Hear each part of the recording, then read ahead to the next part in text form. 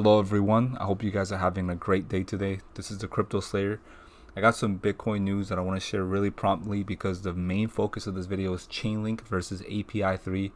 And I'm making this video by popular demand because I tweeted out something on Twitter and it got a lot of reactions. So first I gotta let you know that Bitcoin had its first ever ETF, and that happened a day ago. And this is somebody from Twitter called TechDev. He's speculating that we are repeating the 2013 cycle, and this is based on the macro, and that it couldn't be any clearer. So check this out. This is the RSI going back up to the overbought territory where we were at earlier in the year when Bitcoin went to 65k around there during the April high. So if that happens again, guys, and we have that similar impulse that happened in the 2013 cycle, Bitcoin could literally head up to $215,000 per token. And if that happens for Bitcoin, imagine what will happen to the alts, to the top 100 alts.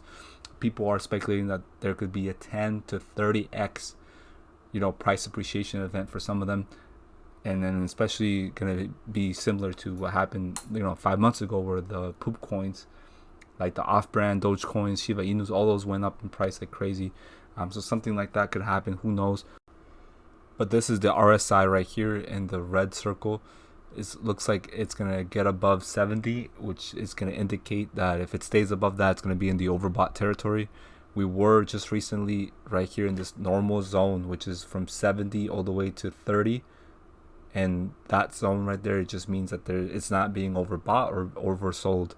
And the last time that we were in this zone where it was overbought, which is what we're heading to really soon, that's when Bitcoin obviously went up to those highs in April of this year. That's what that means for anyone that doesn't know. I'm not really a technical analyst or anything like that, but it's just pretty much common sense. Now, this is the market cap of API3. If it was to match Chainlink's market cap, which is $12 billion, it would have a literal 64x on the price. So it would mean that API3 would go to $312.27. That is the kind of opportunities that exist in this market. Now, I want to talk about the difference between API3 and Chainlink, because API3 is very similar to that older project, and API3, in my opinion, is the best version of Chainlink. It's like what Chainlink was dreaming to become, and I feel like it's a far cry from what it should be right now at its current state. It's just like Cardano. I don't really like those projects that much because they don't have that much going for them, and they've been around for over 3-4 years, and projects like XRP are way faster than them, and they've been around for even longer. So that's my logic. Now, API3 was actually around since 2020 because the white paper was unveiled in September 2020, and I think it launched in December of that year. So correct me if I'm wrong, but this one's only been around for about 1 year by now. So it's been only a year. It's very new project, so it has a lot of opportunities ahead of it, and it's already a part of the DCG's portfolio, which is the digital currency group. And the digital currency group, they're the reason why Grayscale even exists, because Grayscale is a subsidiary of that DCG, and so is other. If you go to the official website, you will see that Genesis, which is over-the-counter trading, CoinDesk, Foundry, and Luno, they're all subsidiaries of the DCG. So that's how massive they are, and they have API3 as part of their investment strategy. Now this is the difference, before I go off track again, but the difference between API3 and Chainlink, because like I said, they're very similar. It's that, for one, this project is much newer. Two, API3 it has a little like pyramid on its logo, guys. This is gonna succeed overall. Look at the symbology behind that. That should be self-explanatory. And the circulating supply is only 36 million, around 2 to 3 times more than the circulating supply of Quant. So this is very scarce when you look at all the other projects that are doing the same thing as this one. But another reason why this is so much different, and in my opinion better than Chainlink, I'm already going to tell you that from the beginning of this video, that I think API3 is the clear winner here, but is that API3 is cutting the middleman out of here. Like, they're removing the middleman. They're dealing with the Oracle problem in this space. If you go down here, I'm going to show you, because CoinMarketCap, they have really good summaries for these projects. So if you really want to know, like, at a basic level how something works, just go there, look at the summary of that project. Usually they have some simple information in layman's terms that will let you find out what this is about. Essentially, what they're doing is that they've been grappling with the blockchain oracle problem, which means that oracles are a form of middleware that sit in between APIs and smart contracts. So sort of like middlemen, increasing costs and centralization. API3 intends to get around this problem by enabling API or application programming interfaces providers to operate their very own nodes. API's token went live at the start of December of 2020, following on from a token sale that generated tens of millions of dollars. And it talks about the founders of API3, which I'm not going to really go over. I already think this project is well solidified. This is what makes API3 unique. In the world of blockchain and crypto, we all too often hear about projects that are aiming to bring this technology to established industries such as real estate and finance. One of the most compelling attributes of API3 is how it's aiming to fix some of the problems that have emerged within the blockchain space itself. APIs are crucial because of how they supply blockchains with off-chain data. Without it, these decentralized ledgers wouldn't have a clue about how much coins should be worth. So keep that off-chain data phrase in mind, because this is literally what Chainlink does. Is they're known for integrating this off-chain data into smart contracts. This is what makes Chainlink unique, is that Chainlink is one of the first networks to allow the integration of off-chain data into smart contracts. With many trusted partners, Chainlink is one of the major players in the data processing field. Due to the integration of off-chain data, Chainlink has attracted the attention of numerous trusted data providers, including Brave New Coin, Alpha Vantage, and Huobi. But data providers can sell access to data directly to Chainlink, thus monetizing the information they have. So this is similar to data mining, because data literally is the new oil. But if you go over here, you guys can see how API3 is literally solving all those problems already, and it's only been around since 2020. And setting out why API3 is unique, Vainton explained how decentralized APIs can provide superior data transparency all the way to the factual data source level compared to existing decentralized oracles, which do not consider the data source API to be within the scope of their solution. So this is talking about Chainlink, how they don't consider that even being the problem. And that's crazy. Light and robust middleware called AirNode has been created to make API a reality, and the distinctive qualities of this tool concern how it can be deployed in minutes, enhancing transparency and substantially reducing transaction fees in the process. This is why API3 is superior, guys. It doesn't take a genius to literally figure this out. I'm looking at the CoinMarketCap summary right here of both of these projects, and I can tell you which one's a better buy. This one at $26 is a little too expensive for my taste. API3 is literally sitting under $5, guys, with way less of a circulating supply. So the tokenomics and the difference in those tokenomics alone should just make you more bullish about this. And this has been audited by QuantStamp.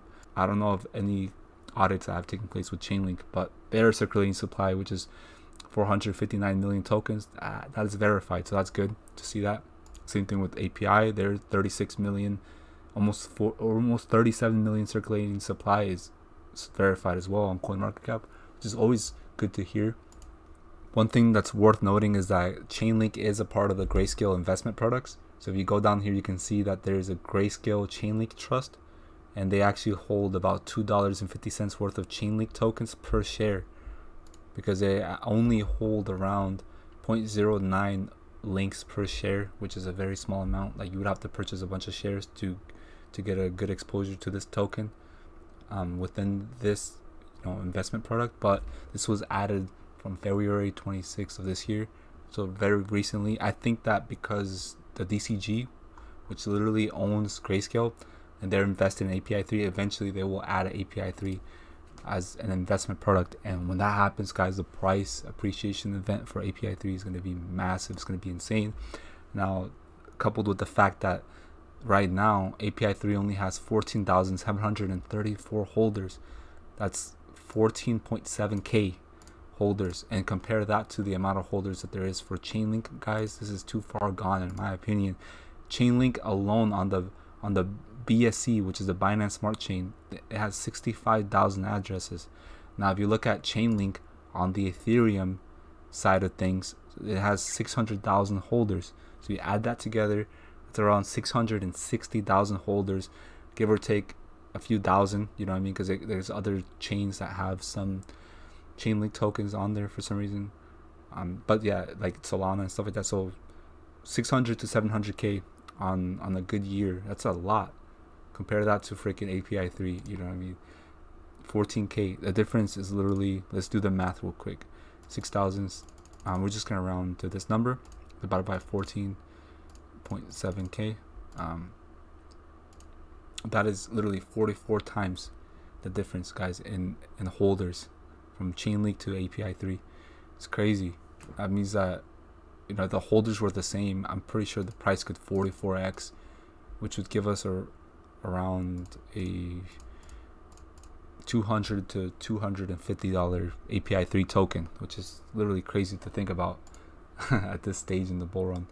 But this is how staking works with API3. Let me give you an idea, because this video, I know it's getting a little bit long now, but you were able to actually start like staking this on July 8th of this year, and the requirements were that you were able to stake this on the authoritative DAO, which is live on the Ethereum mainnet, and all API3 token holders will be able to deposit their tokens at its pool and stake them. This will grant you voting power, which is governance, that you can use actively or delegate to another user, and weekly staking rewards. You do not have to claim these rewards weekly or actively restake them. You don't have to do that. You will receive them automatically, and they will auto compound. So this is how you get compound interest in the form of the APY, or the yield returns that you get from staking API3 tokens. And if you look at their official website, they have 55 million of these tokens already in the insurance pool. So the annual rewards, or the APY, is 44%. That's where it's currently at. And if you click here where it says go to app, if you're an API3 holder, you can actually launch this API3 DAO app, which is a decentralized autonomous organization. It will lead you to this application where you can connect your wallet. And here you can connect the Wallet Connect or MetaMask, because this is an ERC20 token. It is compatible with MetaMask and all those other decentralized wallets and stuff. So yeah, this is literally how this works. You deposit the tokens here, and you can stake it at 44% APY.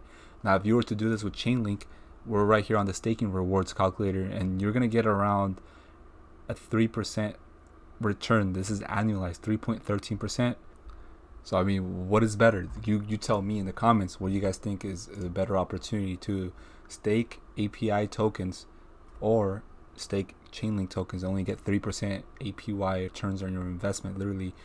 And even though it can be compounded and everything, it's still not a lot when you compare that to something like API3. And you gotta remember that with API3, people are incentivized to invest, because the moment that this amount of tokens that are in the insurance pool, as long as it keeps dropping, the annual rewards keep increasing, and vice versa. So if the annual rewards increase, it's because of the insurance pool. There's more tokens being added.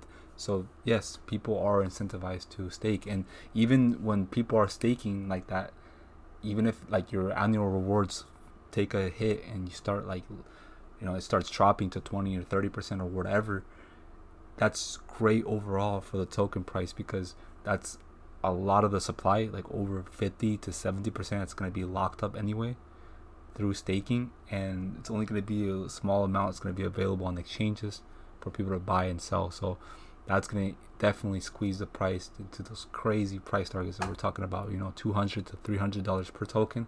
This is literally what can happen. But yeah, it's going to be everything for today. I hope you all enjoyed this video. It was the API3 versus Chainlink that I finally made.